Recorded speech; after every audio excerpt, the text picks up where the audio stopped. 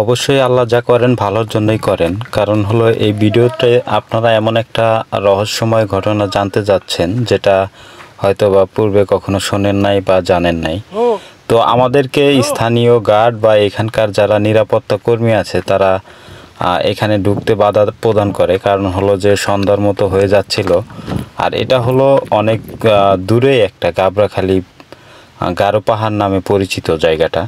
তো ঘটনার পূর্বপ্রেক্ষিতে আমি প্রথম দিকে চলে যাই। আমরা যখন যাচ্ছিলাম তখন প্রায় আসরের পরপর হয়ে গেছে যে আমি গাড়ি ড্রাইভ করতেছি এবং আমার ডান পাশে দেখতে পাচ্ছেন লাল মাটি এবং ছোট ছোট পাহাড়। তো আমরা যাচ্ছি হলো আরও বড় পাহাড় দেখার সন্ধানে, সেই সাথে বাংলাদেশ এবং ভারতের সীমান্তবর্তী এলাকা গাবড়াখালী গারো পাহাড়।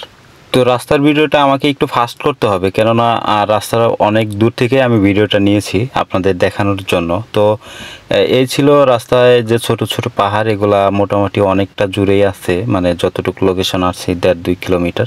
তবে ফাইনালি আমরা চলে আসলাম বাংলাদেশ এবং ভারত সীমান্তবর্তী এলাকা গাবড়াখালী পাহাড় পর্যটন এলাকা এটা। তো এখন ভিডিওতে যেটা দেখতেছেন এটা হলো যে ভারতের পাহাড়, আর আমার সামনে যে গেটটা এটা হলো গাবড়াখালীর গেট। তো শুরুতে যেটা বলতেছিলাম যে আমাদের ঢোকার জন্য অনেক বাধা প্রয়োগ করেছিল এইখানকার স্থানীয় গার্ড যারা আছে, এবং বিনা অনুমতিতে এখানে প্রবেশ নিষেধই। তারপরেও আমাদের সাথে যিনি ছিলেন উনি হলো আমাদের এক আপু। তো আপুর রিকোয়েস্ট এবং ওনার হাজব্যান্ডের রিকোয়েস্টে আমরা ঢুকতে পারি।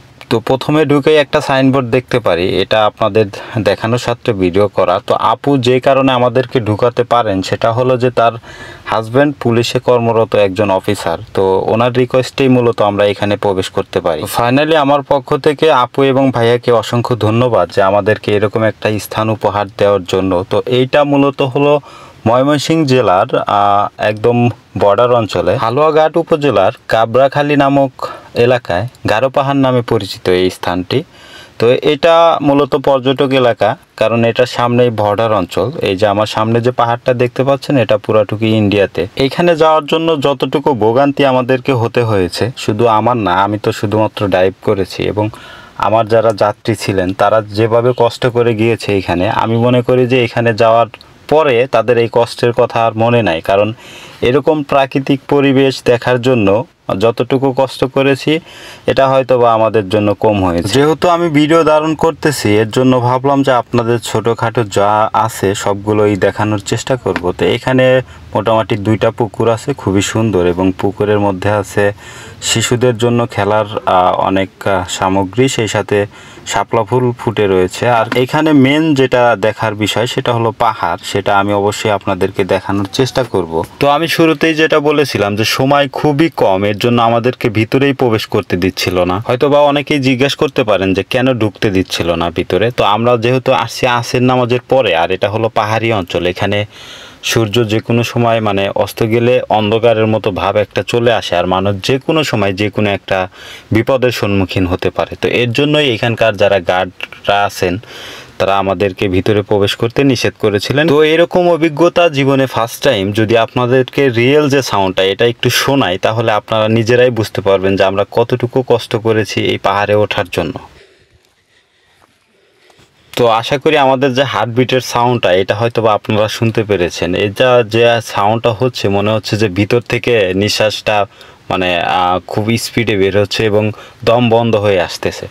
তো প্রায় মাটি থেকে আমরা 200-300 ফিট উপরে চলে আসছি আর কি। তো পাহাড়ে ওঠার পরে প্রথম ধাপে আরও একটা ছোট ঘর ছিল যেটা আপনাদেরকে দেখাতে পারি নাই, এটা হলো সেকেন্ড ধাপ। তো এইখানে বড় একটা ঘর আছে যেখানে অনেকেই মিলে বসতে পারবেন, সেই সাথে এখানে কিছু সময়ও কাটাতে পারবেন। খুবই সুন্দর একটা প্লেস আছে এখানে। তো দীর্ঘ টাইম ক্যামেরার বাইরের থেকে কথা বলতেছি, হয়তোবা আমাকে না দেখলে অনেকে বলতে পারেন যে আমি হয়তোবা এখানে যাই নাই। তো এর জন্য নিজের ফেসটাও একটু দেখালাম। তো এই ছিল অবস্থান যেখানে আমরা উঠেছি প্রায় 200-300 ফিট উপরে। এখানে অনেকেই ছবি সেশন করতেছে এবং চারপাশে দেখতেছিলাম সব কিছু। তো দেখতে দেখতে আবার এই পাহাড় থেকে নেমে অন্য একটা পাহাড়ে ওঠার পালা।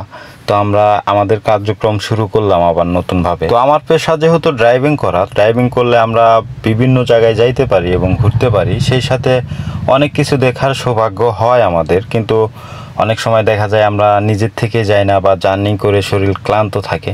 তো এইখানে যদিও আমি এইখানে আসছিলাম 2 দিন আগে, আপুর বাসায় থাকছি যেখানে ছিলাম। আর এই যে ক্যামেরাতে যাকে দেখছেন সবুজ ভাই, উনি ওনার মানে ওনার বড় আর কি আপু, তো ওনার আপুর বাসায় গেছে। সেই সাথে আমি যেহেতু গাড়ি নিয়ে গেছি, আমি ওইখানে একদিন রেস্টে ছিলাম। তো এর জন্য দেখলাম যেহেতু পার্শ্ববর্তী এলাকা আর বর্ডার অঞ্চল, এখানে পাহাড়, তো এরকম একটা সুযোগ হাতছাড়া করি কিভাবে। তো এর জন্য আমিও সরাসরি গাড়ি রেখে ওনাদের সাথেই উঠে যাই। তো সফর সঙ্গীতে ছোট্ট একটা সদস্য ছিল আমার সাথে, এটা হলো সবুজ ভাইয়ের ছেলে। তো খুবই মিষ্টি করে কথা বলে, হয়তো বা অন্য একটা ভিডিওতে ওর কথা শোনাবো। তো ওকে নিয়েই আমাকে উঠতে হয়েছে এই রাস্তাগুলো। তারপরেও যদিও আমি একা নিয়ে নেই, অনেক সময় সবুজ ভাই নিছে, তারপরে ওই যে মারুফ ভাই ছিল, মারুফ ভাই নিছে। তো লম্বা একটা সিঁড়ি ছিল, এখানে সিঁড়িতে উঠতেছিলাম তো ভিডিও করতে করতে। তো এই ছিল সেই সিঁড়িটা, আপনাদের দেখানোর চেষ্টা করতেছি। এরকম সিঁড়ি 4-5টা আমাদের আপ ডাউন করতে হচ্ছে, তারপরে আমরা এরকম একটা স্থানে উপস্থিত হয়েছি, যেটা আমার ক্যামেরা সরাসরি সামনের দিকটা হলো ভারত অঞ্চল এবং আমি যে পাহাড়ে আছি এটা আমাদের বাংলাদেশ অঞ্চল। তো ভিডিও আজকের মতো এখানেই শেষ করে দিচ্ছি। কথা হবে অন্য একটা ভিডিওতে। সবাই ভালো থাকবেন, আমাকে সাপোর্ট করবেন। ধন্যবাদ।